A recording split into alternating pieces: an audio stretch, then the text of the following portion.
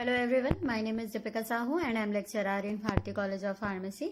आज का जो हमारा सब्जेक्ट है वो है हमारा फार्मास्यूटिकल ज्यूरिस्प्रूडेंस का। फार्मास्यूटिकल ज्यूरिस्प्रूडेंस हमारा एक ऐसा सब्जेक्ट है जिसमें हम कंप्लीट फार्मेसी के जो सर्टेन लॉज हैं, यानी कि फार्मेसी के अंदर पे जो रूल्स रेगुलेशंस जो बनाए गए हैं अंडर बाय द गवर्नमेंट और बाय द कोर्ट, तो उसके बारे में पढ़ते हैं। ठीक, तो वो होता है हमारा ज्यूरिस्प्रूडेंस। लेकिन अभी जो हम देखेंगे, आज का जो हमारा टॉपिक है वो है हमारा मेडिकल टर्मिनेशन प्रेगनेंसी एक्ट। ठीक, जिसे हम MTP एक्ट के नाम से भी जानते हैं। ठीक है, तो ये जो हमारा MTP एक्ट यानी कि हमारा जो मेडिकल टर्मिनेशन प्रेगनेंसी एक्ट है, ये सबसे पहले कब आया? तो वो सबसे पहला आया हमारे 1971 पे। कब आया ये सबसे पहले? तो सबसे पहले ये आया हमारे 1971 पे आया है।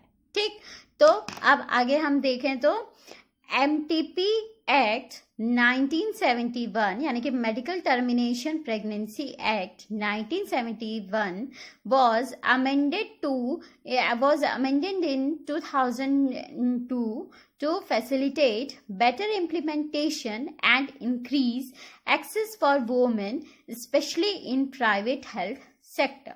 ठीक, ये जो MTP एक्ट था ये सबसे पहले कब आया? 1971 पे आया। ठीक, उसके बाद फिर इसमें क्या किया गया? अमेंडेड किया गया। अमेंडेड का मतलब क्या होता है? अमेंडेड वर्ड जो है वो एक लॉ के लिए यूज किया जाता है जहां पर उस रूल जो रेगुलेशन बनाया गया है उसमें बेटरमेंट के लिए, उस रूल को और अच्छा बनाने के लिए, उसको और बेनिफिशियरी या फिर उसमें और इम्प्रोवाइजेशन करने के लिए जो उनमें थोड़े बहुत चेंजेस जो किए जाते हैं, उस वर्ड को हम, उस टर्म को हम अमेंडेड कहते हैं। ठीक, तो फिर वो अमेंडेड कब किया गया? 2002 पे किया गया। ठीक, क्यों किया गया? To facilitate better implementation and increase access for women. ठीक, जैसे कि जितने भी वुमेन्स हैं, ठीक, वुमेन्स यानी कि जो प्रेग्नेंट वुमेन्स हैं या फिर जो प्रेग्नेंट वुमेन्स हैं, उनके बेटर हेल्थ, ठीक, उनके बेटर हेल्थ और साथ ही उनमें जो है वो इम्प्रोवाइजेशन हो, इसके लिए क्या किया गया? इस एक्ट को अमेंडेड किया गया। ठीक, क्या किया गया? इस एक्ट में जो है वो अमेंडेड किया गया ताकि जो प्रेग्नेंट वुमेन्स हैं उनकी हेल्थ को लेकर, प्लस जो चाइल्ड्स हैं, है ना, जो बच्चा है उसके हेल्थ को लेकर, तो उन सारी चीजों को मेंटेन करने के लिए ये जो एक्ट है वो बनाया गया, जो कि 1971 में सबसे पहले बना था। उसके बाद फिर इनका अमेंडमेंट कब हुआ? 2002 में हुआ। ठीक है, an act to provide for termination of certain pregnancies by registered medical practitioner and for matters connected therewith or incidental thereto. मतलब कि ये जो एक्ट है ये क्यों बनाया गया? ताकि जो सर्टेन प्रेगनेंसीज है, कुछ जो प्रेगनेंसीज है ना, जैसे कि जो प्रेगनेंसी अगर जैसे अनचाही जो प्रेगनेंसीज होती है, यानी अनप्लान्ड प्रेगनेंसीज, या फिर अगर वुमेन के हेल्थ को कोई भी परेशानी या फिर चाइल्ड जो है वो फुली डेवलप्ड नहीं है, तो उस समय में इन प्रेगनेंसीज को टर्मिनेट कर दिया जाए। तो इन सारी चीजों के लिए ये एक्ट जो है उसको बनाया गया है। ठीक, इसलिए इस एक्ट को मेडिकल टर्मिनेशन प्रेगनेंसी एक्ट 1971 के नाम से। ठीक, तो फिर ये एक्ट जो है वो क्यों बनाया गया है? अगर किसी भी प्रेग्नेंट लेडी या फिर मदर या फिर अगर बच्चे को अगर कोई भी परेशानी है तो फिर उनको टर्मिनेट करने के लिए, उस प्रेगनेंसी को टर्मिनेट करने के लिए ये एक्ट जो है वो बनाया गया। ठीक, अगर अब हम इसकी हिस्ट्री देखें, इसकी हिस्ट्री पे अगर हम जाए तो फिर सबसे पहले मेडिकल टर्मिनेशन एक्ट जो है वो कब इंटैक्ट किया था? तो वो किया गया था 1 अप्रैल 1971।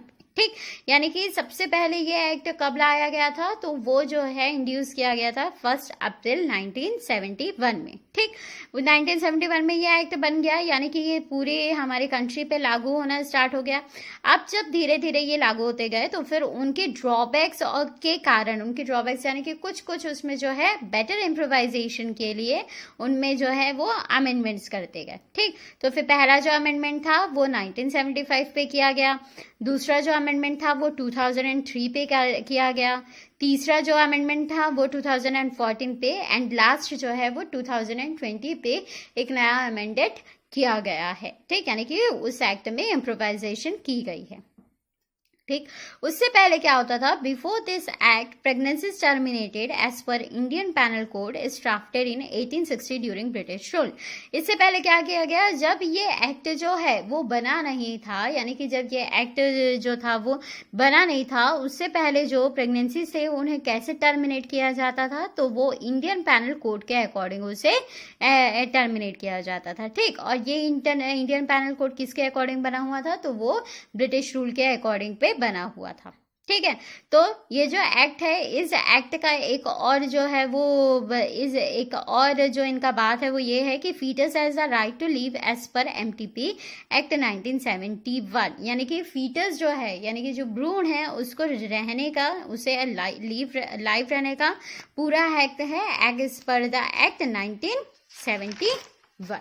ठीक, अब नेक्स्ट हम कुछ डेफिनेशंस जो कि इसमें मेजरली यूज होते हैं उसके बारे में देखें। तो फिर सबसे पहला जो वर्ड यूज होता है वो होता है गार्जियन। ठीक, तो फिर गार्जियन कौन होते हैं, गार्जियन हम उन्हें कहते हैं जो टेक केयर करते हैं, यानी कि ऐसे पर्सन्स जो कि टेक केयर देखभाल करते हैं किनके, माइनर्स या फिर कोई अगर मेंटली इल पर्सन है तो। ठीक, तो फिर उनकी जो देखभाल करते हैं उनको हम क्या कहते हैं, गार्जियन कहते हैं। नेक्स्ट वर्ड है हमारा ल्यूनेटिक।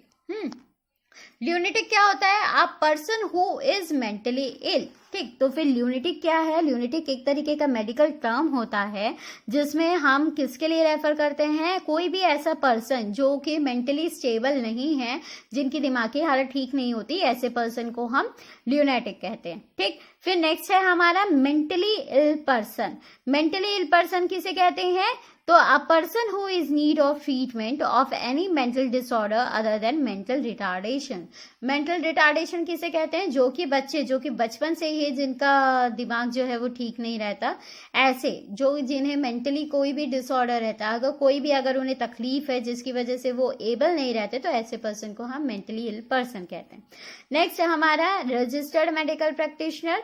तो हम रजिस्टर्ड मेडिकल प्रैक्टिशनर्स किसे कहते हैं, रजिस्टर्ड मेडिकल प्रैक्टिशनर्स वो होते हैं a person who possesses any medical qualifications as defined under Indian Medical Council Act. ठीक, तो फिर रजिस्टर्ड मेडिकल प्रैक्टिशनर्स जैसे कि हमारे जो हम नॉर्मल लैंग्वेज में जिसे हम कहते हैं हमारे डॉक्टर्स, है ना, जो हमारे डॉक्टर्स होते हैं या फिर कोई भी ऐसा पर्सन जिसके पास मेडिकल क्वालिफिकेशन है।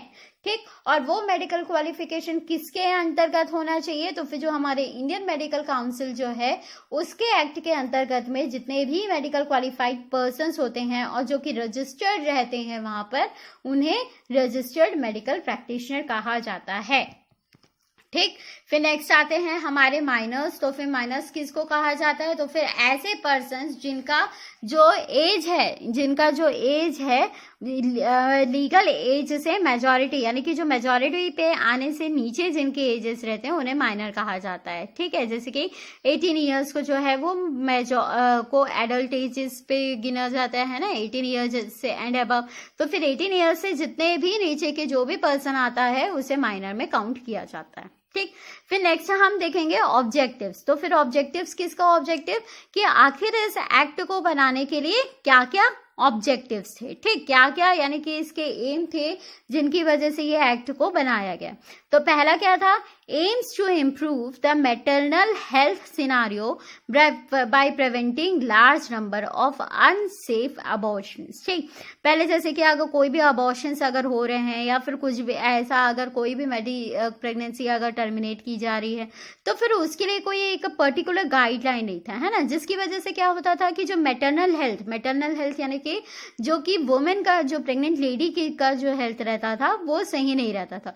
तो इस तरीके से मैटरनल हेल्थ को इम्प्रूव करने के लिए मेन जो ऑब्जेक्ट था इनका यही था, है ना, ताकि जो अनसेफ अबॉर्शंस रहते हैं उससे किसी भी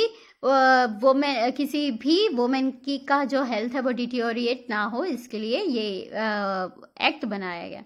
नेक्स्ट अगर हम देखें तो फिर लीगलाइज अबॉर्शन सर्विसेज, यानी कि जो अबॉर्शंस हो रहे थे उनको लीगलाइज करने के लिए यह एक्ट बनाया गया, ताकि ऐसा ना हो कि कैसे भी करके अबॉर्शंस हो जाए, उनके लिए कुछ रूल्स रेगुलेशंस जो हैं वो बांधे गए। Next promotes to abortion safe to women.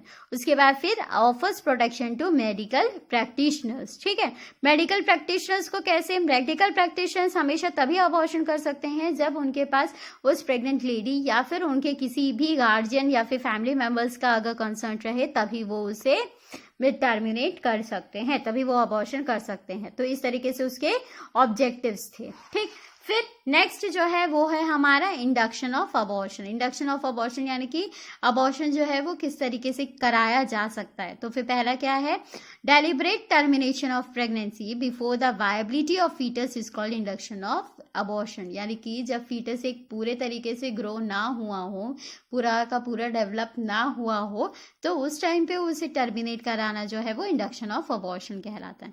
Next है induced abortion can be legal और इनलीगल। यानी कि जो अबॉर्शन हो रहा है वो लीगल और इलीगल दोनों तरीके से होता है। लीगल कैसे, लीगल कब कहलाता है वो, जब वो पेरेंट्स के कंसर्न प्लस डॉक्टर्स के कंसर्न से होता है। लेकिन अगर मान लीजिए अगर पेरेंट्स का कंसर्न ना हो या फिर जो डॉक्टर्स हैं वो अगर इलीगल तरीके से अगर अबॉर्शन कराते हैं तो फिर वो इंड्यूस्ड तब वो इलीगल हो जाता है। ठीक, उसके बाद फिर नेक्स्ट है हमारा until the MTP act was pass proving abortion remain punishable under the Indian law. जब तक के एमटीपी एक्ट जो है वो पास नहीं हुआ था तब तक के अबॉर्शन जो है वो रिमेन पनिशेबल था। यानी कि इंडियन लॉ के अकॉर्डिंग, इंडियन पेनल कोड के अकॉर्डिंग कैसा था वो, अगर कोई भी अबॉर्शन अगर हो रहा है तो फिर उसे इलीगली माना जाता था। ठीक, in case of death due to abortion procedure there was punishment up to 10 years imprisonment and fine. अगर कोई भी अबॉर्शन, यानी कि एमटीपी एक्ट के पहले ऐसा था कि अगर कोई भी अबॉर्शन जो है वो हो रहा है ना, उस अबॉर्शन प्रोसीजर के दौरान अगर उस वुमेन का डेथ हो जा रहा है या फिर उस बेबी का अगर डेथ हो जा रहा है, उस चाइल्ड का अगर डेथ हो जा रहा है, तो फिर उस समय पे जो आरएमपीज रहते थे उनको जो है वो इम्प्रिजनमेंट अप टू 10 years या फिर उन्हें फाइन जो है वो लगाई जाती थी। ठीक, तो फिर ये होता है हमारा इंडक्शन ऑफ अबॉर्शन। नेक्स्ट हम देखेंगे सोशल इंडिकेशन। सोशल इंडिकेशन यानी कि इस एक्ट को जो है वो सोशली लोगों को जागरूक करने के लिए भी बनाया गया है। ठीक, तो फिर कैसे, सबसे पहले this is almost sole indication to prevent grave injury to physical and mental health of pregnant women. अब किसी भी प्रेग्नेंट वुमेन के फिजिकल या फिर मेंटल हेल्थ को ठीक करने के लिए इस एक्ट को बनाया गया था। ठीक, फिर नेक्स्ट, अगर जो pregnancy is caused by rape both in case of major and minor girl, अगर को जो प्रेगनेंसी है वो अगर रेप से, अगर किसी भी गर्ल का या फिर किसी भी लेडी वुमेन का अगर रेप हो जा रहा है, उसकी वजह से अगर प्रेगनेंसी कॉज हो गई है तो फिर उस समय में उन्हें जो है वो अबॉर्ट करा सकते हैं, फिर वो चाहे मेजर गर्ल्स हो चाहे वो माइनर गर्ल्स हो। अगर मेंटली इम्बैलेंस्ड वुमेन है, अगर कोई वुमेन है ठीक जो कि मेंटली इम्बैलेंस है यानी कि मेंटली इल है, तो उस पर फिर नेक्स्ट फेलियर ऑफ कॉन्ट्रासेप्शन, अगर जो कॉन्ट्रासेप्टिव्स हैं, जो कॉन्ट्रासेप्शन है, अगर उनके फेलियर हो जाने की वजह से अगर प्रेगनेंसी हुई है तो फिर उस समय पे जो वुमेन है वो प्रेगनेंसी टर्मिनेट करा सकती है, या फिर हैविंग अनप्लान्ड प्रेगनेंसी, अगर जो प्रेगनेंसी है वो अनप्लान्ड है तो भी। तो इस तरीके से सोशल इंडिकेशन, सोशली इसको भी बताने के लिए जो है वो एमटीपी एक्ट जो है वो बनाया गया है। ठीक, अब टर्मिनेशन ऑफ प्रेगनेंसीज को कब कब टर्मिनेट किया जा सकता है। तो फिर पहला, when the pregnancy is less then 12 weeks, अगर जो प्रेगनेंसी है वो 12 वीक्स के अंतर्गत पे अगर है, अगर 3 महीने के अंतर्गत पे अगर कोई वुमेन जो है वो अपना प्रेगनेंसी टर्मिनेट कराना चाहती है तो फिर उस समय पे उस प्रेगनेंसी को टर्मिनेट किया जा सकता है। Next, when the pregnancy is exceeds 12 weeks but not more than 20 weeks, requires opinion of 2 medical practitioners। ठीक, जो प्रेगनेंसी है, मान लीजिए कि अगर वो 12 वीक्स से ज्यादा हो गया है, ठीक, लेकिन अगर वो 20 वीक्स से कम पे है तो फिर उस समय पे 2 जो हमारे आरएमपीज मेडिकल प्रैक्टिशनर्स रहते हैं उनके ओपिनियन के अकॉर्डिंग जो है वो प्रेगनेंसी को टर्मिनेट कराया जा सकता है। ठीक, अगर वो प्रेगनेंसी, और उसके लिए भी जैसे कि क्लॉज है, जैसे कि अगर मान लीजिए कि अगर वो उस प्रेगनेंसी को रखने से अगर जो वुमेन है, जो प्रेग्नेंट वुमेन है, उसके हेल्थ को अगर कोई रिस्क हो, उसके फिजिकल या फिर मेंटल हेल्थ को कोई रिस्क हो, या फिर जो चाइल्ड है यानी कि जो फीटस है वो अगर एबनॉर्मली ग्रो कर रहा हो, है ना, या फिर अगर वो बाहर आता है तो फिर उसकी वजह से सीरियसली अगर वो हैंडीकैप्ड हो जाए, है ना, तो इन सारी चीजों से रोकने के लिए जो है वो क्या किया गया है, कुछ कुछ जो रूल्स हैं वो बनाए गए हैं। ठीक, फिर नेक्स्ट क्या है, आरएमपी में terminate a pregnancy of a woman who is less than 18 years of age और minor with written consent of her guardian after judgement of court. ठीक, जो आरएमपी, जो हमारे रजिस्टर्ड मेडिकल प्रैक्टिशनर्स होते हैं, वो किसी भी प्रेगनेंसी को तभी टर्मिनेट, जिसका एज जो है वो 8 साल से नीचे है। अगर उस वुमेन का एज जो है वो 18 साल से छोटे का है तो उस समय में आरएमपीज उनके प्रेगनेंसी तभी टर्मिनेट कर सकते हैं जब उनका एक रिटन कंसेंट मिले उन्हें उनके गार्जियन की तरफ से, ठीक, या फिर कोर्ट के जजमेंट की वजह से, तभी आरएमपीज जो है वो प्रेगनेंसी जो है वो टर्मिनेट कर सकते हैं। ठीक, फिर नेक्स्ट हम देखते हैं कि हु कैन टर्मिनेट प्रेगनेंसीज। तो फिर प्रेगनेंसीज जो है वो सिर्फ और सिर्फ हमारे जो एक्सपीरियंस जो डॉक्टर्स जो रहते हैं उनके उसमें उनके सुपरविजन में ही ये प्रेगनेंसी जो है वो टर्मिनेट हो सकती है ना। जैसे कि जो हमारे गायनेकोलॉजिस्ट होते हैं, गायनेकोलॉजिस्ट यानी कि जो हमारे डॉक्टर्स हैं, है ना, या फिर ऑब्स्टेट्रिक्स जो हैं, उन्हें एक्सपीरियंस रहना जरूरी है। जैसे कि एमटीपी रूल्स जो है, medicinal pregnancy termination of pregnancy rules 1975 के according prescribe the experience or training in gynaecology and obstetrics that RMP should have to terminate any pregnancy. अगर कोई गायनेकोलॉजी है या फिर कोई ऑब्स्टेट्रिक्स है जो कि रजिस्टर्ड प्रैक्टिशनर है ना, सिर्फ वही उस प्रेगनेंसी को टर्मिनेट कर सकते हैं, है ना। उसके अलावा अगर आप किसी प्राइवेट अगर हॉस्पिटल्स पे, ये तो हमारे गवर्नमेंट का था, लेकिन उसके अलावा अगर आप किसी प्राइवेट हॉस्पिटल्स पे जाते हैं तो फिर उस प्राइवेट हॉस्पिटल्स पे भी क्या है कि जो हमारे आरएमपी है उसे एटलीस्ट 3 साल का जो एक्सपीरियंस है वो होना चाहिए। ठीक, उनके पास कम से कम 3 साल का एक्सपीरियंस होना चाहिए। उसके अलावा जो हमारे स्टेट आरएमपीज हैं वो भी जो है वो मेडिकल आईएमसी यानी कि इंडियन मेडिकल काउंसिल के अंतर्गत पे वो भी रजिस्टर्ड होने चाहिए। ठीक, रजिस्टर्ड होने चाहिए, प्लस उनके पास एक्सपीरियंस होना चाहिए। उसके अलावा या तो वो गायनेकोलॉजिस्ट होने चाहिए या फिर ऑब्स्टेट्रिक्स होने चाहिए, तभी वो प्रेगनेंसी को टर्मिनेट कर सकते हैं। ठीक, फिर next approval of a place. Approval of a place यानी कि किसी भी प्लेस को अप्रूवल कब मिलेगा कि वहां पे जो है वो प्रेगनेंसी को टर्मिनेट कराया जा सकता है। तो फिर उसके लिए क्या होता है, जो सीएमओ होते हैं यानी कि चीफ मेडिकल ऑफिसर्स जो रहते हैं हर एक डिस्ट्रिक्ट के, वो कैसे करते हैं, वो वेरीफाई करते हैं और इंस्पेक्ट करते हैं उस जगह की जहां पर ये एक्ट जो है, वहां जहां पर प्रेगनेंसी जो है वो करानी है। ठीक, तो फिर वहां पर वो जाने के बाद फिर उन्हें इंस्पेक्ट करते हैं और उसके बाद फिर उस इंस्पेक्शन में वो क्या क्या चेक करते हैं कि जहां पर वो जगह जो है, ऑपरेटेड प्लेस जो है, वहां पर जो हमेशा सेफ और हाइजेनिक कंडीशंस ही होने चाहिए। कैसे होने चाहिए, सेफ और हाइजेनिक कंडीशंस मेंटेन करने चाहिए। उसके अलावा उनके पास कुछ कुछ फैसिलिटीज भी होनी चाहिए, जैसे कि ऑपरेशन टेबल्स होने चाहिए, प्लस जिन जिन इंस्ट्रूमेंट्स के रिक्वायरमेंट है वो इंस्ट्रूमेंट्स भी वहां पर होने चाहिए। जितने भी इक्विपमेंट्स वहां पर यूज कर रहे हैं, चाहे वो सीजर्स हो, चाहे वो निडल्स हो, जो कुछ भी वहां पर यूज कर रहे हैं वो सारे के सारे स्टेरिलाइज्ड होने चाहिए, है ना। इसके अलावा फिर इमरजेंसी सर्विसेज यानी कि तुरंत अगर किसी पेरेंटल फ्लूइड्स या फिर किसी भी निडल सिरिंज की जिस भी चीज की जरूरत है वहां पर वो चीजें प्रोवाइड होनी चाहिए, अवेलेबल होनी चाहिए। उसके अलावा वहां पर क्वालिफाइड मेडिकल पर्सनल्स भी होने चाहिए। ठीक, तभी उस प्लेस को अप्रूवल मिलता है। नेक्स्ट इंस्पेक्शन में कैसे होता है, तो फिर सीएमएचओ जो होते हैं, है ना, वो इंस्पेक्ट करते हैं उस जगह का कि वो सेफ और हाइजेनिक है कि नहीं, साथ ही उनके पास सारे के सारे फैसिलिटीज हैं कि नहीं है। ठीक, अगर फैसिलिटीज और वो चीजें जो हैं वो उन्हें अगर अनसेफ लगती हैं तो फिर उस कंडीशन में, अनसेफ और अनहाइजेनिक लगती हैं तो फिर उस कंडीशंस पे जो इंस्पेक्टर हैं वो उस प्लेस की यानी कि उस हॉस्पिटल या फिर अगर जो भी नर्सिंग होम है उन्हें वो उनका जो ऑर्डर है उनको वो कैंसिल या फिर सस्पेंड भी कर सकते हैं।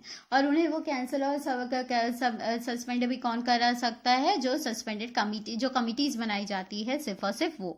ठीक, उसके अलावा मेंटेनेंस ऑफ रिकॉर्ड यानी कि जितने भी वो प्रेगनेंसीज जो टर्मिनेट हुए हैं, अबॉर्शंस हुए हैं, उनके भी क्या होने चाहिए, जो मेंटेनेंस, उनके भी रिकॉर्ड्स जो है वो अच्छे से मेंटेन रहने चाहिए। वो हमेशा जो है वो एक एनवलप पे फिल्ड अप रहना चाहिए, जो कि किसी और को बिल्कुल भी अलाउ नहीं किया जा सकता, है ना। इसके अलावा पे अगर हम ऑफेंसेस एंड पेनल्टीज की बात करें तो फिर anyone who fails to compile with rules made under the act और contravenes them may be fined up to 1000 rupees. इस एक्ट के अंतर्गत अगर किसी ने भी, अगर चाहे वो कोई प्रेग्नेंट, चाहे वो गार्जियंस हो, चाहे वो प्रेग्नेंट लेडी हो, या फिर उसके फैमिली मेंबर्स हो, या फिर जो डॉक्टर्स हैं वो, उनके अंतर्गत में अगर कोई भी इनमें से किसी भी रूल या फिर इस एक्ट को जो है वो अगर तोड़ता है तो फिर उसके लिए उन्हें अप टू 1000 रुपीज तक के फाइन भरना पड़ता है ना। इसके अलावा इस प्रोविजन के अकॉर्डिंग क्या होना चाहिए कि foetus has right to life, ठीक है, फीटस के पास में भी जीने का पूरा हक है, ऐसा टाइप का उनका मानना है। तो फिर अगर प्रेगनेंसी जो है वो टर्मिनेट की जा रही है और उसके लिए जो प्रेग्नेंट वुमेन है अगर उसका कंसर्न नहीं लिया जा रहा है, तो फिर उस समय पे क्या किया जा सकता है, उस समय पे जो हमारे आरएमपी है, आरएमपी यानी कि जो जिस मेडिकल प्रैक्टिशनर ने वो टर्मिनेशन कॉज कराई है, उस डॉक्टर को जो है वो पनिशमेंट मिल सकती है, इम्प्रिजनमेंट की, इम्प्रिजन मतलब कि वो जेल भी जा सकते हैं लाइफ टर्म के लिए। इसके अलावा या फिर फाइन भी भरना पड़ सकता है। ऐसा करके उनके भी जो ऑफेंसेस और पेनल्टीज है वो बनाई गई है। ठीक, तो फिर इस तरीके से जो एमटीपी यानी कि मेडिकल टर्मिनेशन प्रेगनेंसी एक्ट जो है, इन्हें सर्टेन ऑब्जेक्टिव्स यानी कि वुमेन के, प्रेग्नेंट वुमेन की हेल्थ प्लस जो बच्चा है, जो इन्फेंट है, उसकी सेहत को देखकर इतने सारे रूल्स रेगुलेशंस उसके बनाए गए हैं। और अगर उन रूल्स रेगुलेशंस को नहीं माना गया तो फिर उसके लिए भी जो है वो ऑफेंसेस और पेनल्टीज बनाई गई है। ठीक, तो आज का हमारा यही टॉपिक था। Thank you.